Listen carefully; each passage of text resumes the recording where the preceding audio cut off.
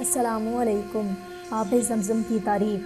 سیدنا ابراہیم علیہ السلام شیر خوار اسماعیل اور ان کی والدہ ماجدہ کو ساتھ لے آئے اور کعبہ کے روحہ مقام پر زمزم کی اوپری جانب مسجد کے بلائی حصے میں چھوڑ گئے۔ اس وقت وہاں نہ پانی تھا اور نہ کوئی آدمزاد۔ دونوں کو وہاں بٹھایا، ایک تھیلی اور برتن تھمایا جس میں تھوڑا پانی اور تھوڑی کھجوریں تھی، اور واپس چل دیے۔ جانے لگے تو اسماعیل پیچھے پیچھے ہو لیے اور پوچھا، اے ابراہیم، ہمیں اس وادی میں جہاں نہ کوئی مونس اور نہ ہی کوئی چیز ہے، چھوڑ کر کہاں جا رہے ہیں؟ بارہا پوچھا مگر سیدنا ابراہیم علیہ السلام ہیں کہ کوئی جواب تو درکنار مڑ کر بھی نہیں دیکھ رہے تھے۔ بالآخر انہوں نے یہ پوچھا، کیا اللہ تعالیٰ کا یہ حکم ہے؟ تب سیدنا ابراہیم علیہ السلام نے فرمایا، ہاں۔ کہنے لگے، تب ہمیں اللہ ضائع نہیں کرے گا۔ پھر بچے کی طرف پلٹ آئے۔ سیدنا ابراہیم چلتے چلتے ثنیہ مقام پر پہنچے اور شفقت کے جذبات سے مغلوب ہو کر مڑ کر نظر دوڑائی۔ سیدہ ہاجرہ اور سیدنا اسماعیل علیہ السلام اوجھل ہو چکے تھے۔ کعبہ رخ ہو کر دونوں ہاتھ اوپر اٹھائے اور یہ دعا فرمائی، اے رب، میں نے بسایا ہے اپنی اولاد کو ایسے میدان میں جہاں کھیتی نہیں، تیرے محترم گھر کے پاس، اے ہمارے رب، تاکہ یہ نماز قائم کریں۔ تو لوگوں کے دل ان کی طرف مائل رکھ، انہیں میووں سے روزی دے تاکہ وہ شکر کریں۔ سیدنا ابراہیم علیہ السلام کا دیا پانی جب ختم ہو گیا تو دونوں پیاسے ہو گئے۔ ماں نے لگتے جگر پر بے تابانہ نظر ڈالی۔ صفا پر کھڑی ہوئی اس پار تا حد نظر کوئی دکھائی نہ دیا۔ نیچے اتری، جب وادی کے دامن میں پہنچی تو زور لگا کر مروہ پر چڑھ گئیں۔ اس پار بھی تا حد نظر کوئی دکھائی نہ دیا۔ اس طرح 7 مرتبہ ادھر سے ادھر آتی جاتی رہیں۔ اس طرح ابن عبداللہ بن عباس رضی اللہ تعالیٰ عنہ فرماتے ہیں کہ رسول اللہ صلی اللہ علیہ وآلہ وسلم نے فرمایا، دونوں پہاڑیوں کے درمیان لوگوں کی سا یہی ہے۔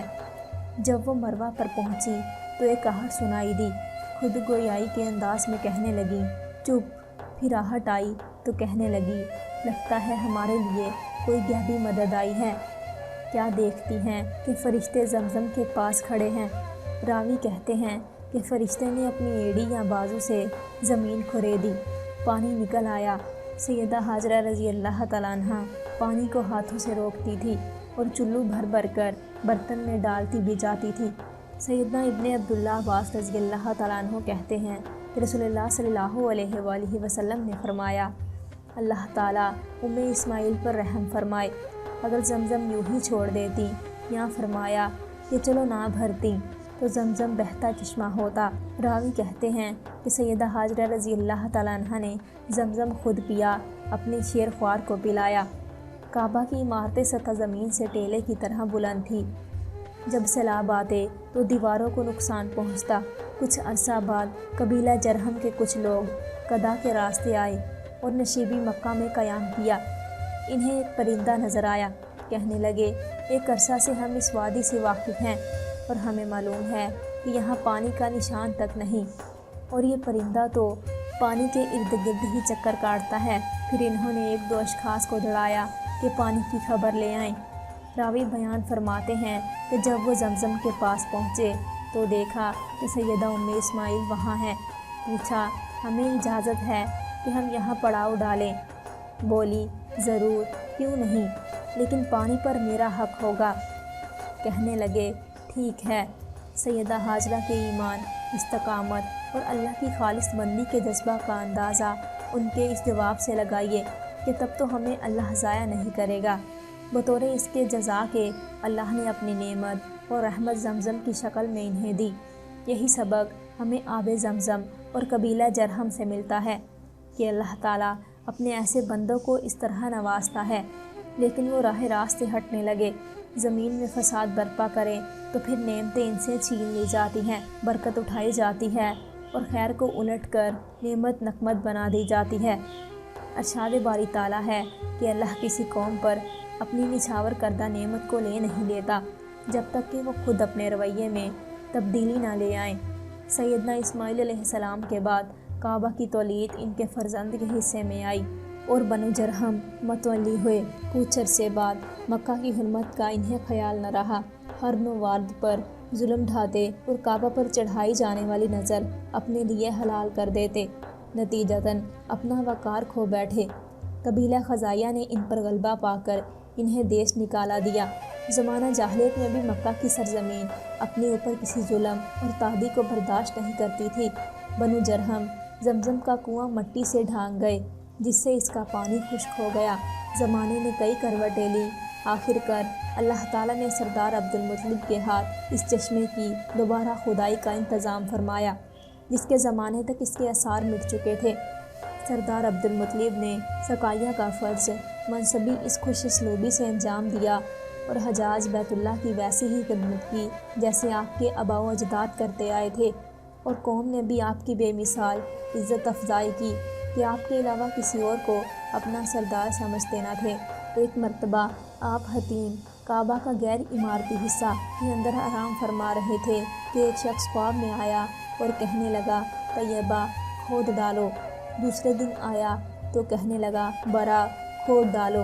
تیسرے دن کہا مجنونہ کھود ڈالو۔ چوتھی مرتبہ کہا زمزم۔ سردار عبدالمطلب نے پوچھا زمزم کیا ہے؟ جواباً کہا نہ کبھی خشک ہوتا ہے اور نہ کم، حجاج کا جم غفیر اس سے سیراب ہوتا ہے، وہ فضلہ اور خون کے بیچوں بیچ ہے، اور وہ سفیدی مائل کنویں کی ڈھونگ کی جگہ چیونٹیوں کے بھٹ کے پاس ہے۔ نوادر نے جب اتنا کچھ بتایا، جگہ کی نشاندہی بھی کر دی، تو سردار عبدالمطلب کدال اٹھائے اپنے بیٹے حارث کو ساتھ لیے چلے۔ وہاں پہنچ کر کدال ماری تو قریش جھگڑنے لگے کہ یہ تو ان کے باپ سیدنا اسماعیل علیہ السلام کا کنواں ہے، اس میں انہیں بھی حصہ ملے۔ سردار عبدالمطلب کے انکار پر فریقین نے ملک شام کے قبیلہ سعد بن حزیم کی ایک خاتون جو کہ کہنہ تھی اپنا فیصل بنایا۔ دوران سفر و سب کے سب ایک جگہ خیمہ زن تھے کہ زاد راہ ختم ہو گیا، پریشانی بڑھ گئی۔ سردار عبدالمطلب کہنے لگے چلو آگے چلتے ہیں، شاید کوئی پانی مل جائے۔ یہ کہہ کر اپنی اونٹنی پر سوار ہوئے۔ وہ جوں ہی اٹھی، اس کے نیچے سے میٹھے پانی کا چشمہ ابل پڑا۔ سردار عبدالمطلب خوشی سے جھوم اٹھے، سارے لوگوں میں جان آ گئی، سب نے وہی پڑاؤ کیا، پیاس بجھائی، مشقیں بھری، قریش کے اور قبائل کو وہی بلا لیا۔ وہ آئے، سراب ہوئے اور کہنے لگے عبدالمطلب خدا کی قسم تم نے بازی جیت لی، آئندہ زمزم کے مسئلے پر ہم آپ سے کبھی نہیں جھگڑیں گے۔ قسم اس خدا کی جس نے چٹیل میدان میں آپ کو سراب کیا، اس نے آپ کو زمزم سے بھی نوازا ہے۔ یہ سکون خاطر اپنی امانت سنبھالو۔ اس طرح فریقین ہنسی و خوشی بغیر کہنا کی ثالثی کے یہیں سے مکہ لوٹ چلے، اور سردار عبدالمطلب نے نادم زیسک حجاز بیت اللہ کی سقائیت کے لیے خود کو وقف کر دیا۔ ایک عرصہ بعد جب خاتم النبیین اور مرسلین توحید کا پرچم لہراتے دنیا میں نمودار ہوئے اور اللہ صاحب عرش عظیم نے بطور معجزہ آپ کو اسریٰ اور معراج سے نوازا، اس وقت بطور مقدمہ آپ صلی اللہ علیہ وآلہ وسلم کے سینہ اطہر کو زمزم سے دھویا گیا۔ سیدنا ابو ذر راوی کہتے ہیں کہ رسول اللہ صلی اللہ علیہ وآلہ وسلم نے فرمایا میرے گھر کی چھت کھلی، اس وقت میں مکہ میں تھا، سیدنا جبرائیل امین اترے، میرا سینہ چاک کیا اور اسے زمزم سے دھویا، پھر ایک سونے کا تشت ایمان و حکمت سے بھرا میرے سینے میں انڈیل کر سل دیا، بعد ازاں میرا ہاتھ تھام کر آسمان دنیا کی طرف چل پڑے۔ وہاں پہنچ کر سیدنا جبرائیل علیہ السلام داروغ آسمان سے گویا ہوئے، دروازہ کھولیے۔ آواز آئی یہ کون ہے؟ جواب دیا یہ جبرائیل ہے۔ آواز آئی کیا آپ کے ساتھ کوئی ہے؟ کہا ہاں میرے ساتھ محمد ہیں۔ آواز آئی کیا آپ مدعو کیے گئے ہیں؟ کہا جی ہاں، بعثت کے وقت حجاز بیت اللہ زمزم سے سیراب ہوتے تھے۔ آپ صلی اللہ علیہ وآلہ وسلم کے چچا سیدنا عباس اس پر نامور تھے۔ نبی کریم صلی اللہ علیہ وآلہ وسلم نے اس سقائیت کو عمل صالح قرار دیا اور انہیں اس پر ابھارا بھی۔ سیدنا عبداللہ بن عباس رضی اللہ تعالیٰ عنہ راوی ہیں کہ رسول اللہ صلی اللہ علیہ وآلہ وسلم اس مقام پر تشریف لائے جہاں سیدنا عباس رضی اللہ تعالیٰ عنہ لوگوں کو زمزم پلا رہے تھے۔ آپ صلی اللہ علیہ وآلہ وسلم نے بھی طلب فرمایا۔ سیدنا عباس رضی اللہ تعالیٰ عنہ نے اپنے صاحبزادے سے کہا فضل اپنی والدہ کے ہاں جانا اور ان سے زمزم لے آ جانا۔ رسول اللہ صلی اللہ علیہ وآلہ وسلم نے فرمایا مجھے یہیں سے دے دیں۔ سیدنا عباس رضی اللہ تعالیٰ عنہ نے کہا، اے اللہ کے رسول، لوگ اس میں ہاتھ ڈبو دیتے ہیں۔ فرمایا، پلائیے۔ جب پی چکے تو زمزم کے کنویں کے پاس تشریف لے گئے، جہاں بنو عبد المطلب پانی سینچنے اور پلانے میں مصروف تھے۔ انہوں نے دیکھ کر فرمایا، کیے جاؤ، بڑا ہی بہترین کام ہے۔ اگر لوگ تم پر غالب نہ کر لیں تو میں بھی اتر پڑتا اور اپنے کندھے مبارک کی طرف اشارہ فرمایا اس پر رکھتا۔ آپ صلی اللہ علیہ وآلہ وسلم کے اس جملے اگر لوگ تم پر غالب نہ لیتے کا مطلب یہ ہے کہ لوگ میری اقتداء میں تم پر اس قدر ٹوٹ پڑتے کہ تمہیں مشکل میں ڈال دیتے۔ رسول اللہ صلی اللہ علیہ وآلہ وسلم نے زمزم پیا اور یہ حج کی سنتوں میں سے ہے۔ سیدنا عبداللہ بن عباس رضی اللہ تعالیٰ عنہ سے روایت ہے، میں نے اللہ کے رسول صلی اللہ علیہ وآلہ وسلم کو زمزم دیا۔ آپ صلی اللہ علیہ وآلہ وسلم نے کھڑے کھڑے ہی نوش فرمایا۔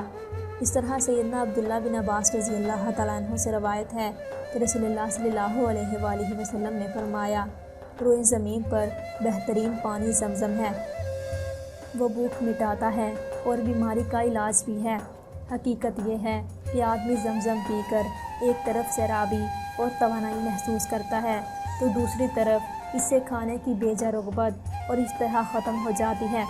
ایک اور حدیث سیدنا ابو ذر غفاری رضی اللہ تعالیٰ عنہ سے مروی ہے کہ رسول اللہ صلی اللہ علیہ وآلہ وسلم نے فرمایا، زمزم خانے کا کھانا اور بیماری کا علاج ہے۔ اس طرح سیدنا عبداللہ بن عباس رضی اللہ تعالیٰ عنہ فرماتے ہیں کہ ہم زمزم کو سیر کنندہ کہتے تھے، اس لیے کہ بال بچوں کی اس سے بہترین مدد ہوتی ہے، اور زمزم باذن اللہ جس مقصد اور ارادے سے پیا جائے وہ بھر آتا ہے، چاہے وہ دینی ہو یا دنیاوی۔ حضرت جابر رضی اللہ تعالیٰ عنہ سے مروی ہے کہ رسول اللہ صلی اللہ علیہ وآلہ وسلم نے فرمایا، زمزم مقصود براری کے لیے ہے۔ اس طرح سیدنا عبداللہ بن عباس رضی اللہ تعالیٰ عنہ کی روایت ہے کہ رسول اللہ صلی اللہ علیہ وآلہ وسلم نے فرمایا، زمزم مقصد براری کے لیے ہے، شفا کے لیے پیو تو شفا ملے، بھوک مٹانے کے لیے پیو تو سیری ہو، پیاس بجھانے کے لیے پیو تو یوں بھی صحیح۔ یہ جبرائیل کی ٹھوکر سے نکلا پانی اور سیدنا اسماعیل علیہ السلام کی گھٹی ہے۔ ایک اور روایت میں مزید یہ ہے کہ اگر اللہ کے ساتھ پناہ کے مقصد سے پیا جائے تو پناہ مل جائے گی۔ اس طرح سیدنا عبداللہ بن عباس رضی اللہ تعالیٰ عنہ جب زمزم پیتے تو یہ دعا فرماتے، اے اللہ مجھے نفع بخش، علم کشادہ، رزق اور ہر بیماری سے شفا عطا فرما۔ یہی وجہ ہے کہ اسلاف زمزم پی کر ضرور دعا کیا کرتے تھے۔ حضرت عبداللہ بن المبارک زمزم کے قریب آئے، یہ حدیث سن کے ساتھ ذکر کی کہ رسول اللہ صلی اللہ علیہ وآلہ وسلم نے فرمایا کہ زمزم مقصد براری کے لیے ہے۔ پھر زمزم پیا اور کہنے لگے، میں اس لیے پیتا ہوں کہ روز قیامت پیاسا نہ رہوں۔ زمزم کے بے شمار نام ہیں، یہ ناموں کی کثرت بھی اس پانی کے اعزاز کی نشانی ہے۔ زمزم کی تعریف اور احادیث میں وارد اس کی فضیلت آپ نے جان لی۔ جب یہ مبارک پانی میسر آئے تو پئیں اور سیر ہو کر پئیں اور دعا فرمائیں کہ اللہ تعالیٰ ہمیں اپنے نبی کریم صلی اللہ علیہ وآلہ وسلم کے حوض سے آب کوثر پلائے کہ اس کے بعد ہم کبھی پیاسے نہ ہوں۔ آمین ثم آمین۔ السلام علیکم ورحمۃ اللہ وبرکاتہ۔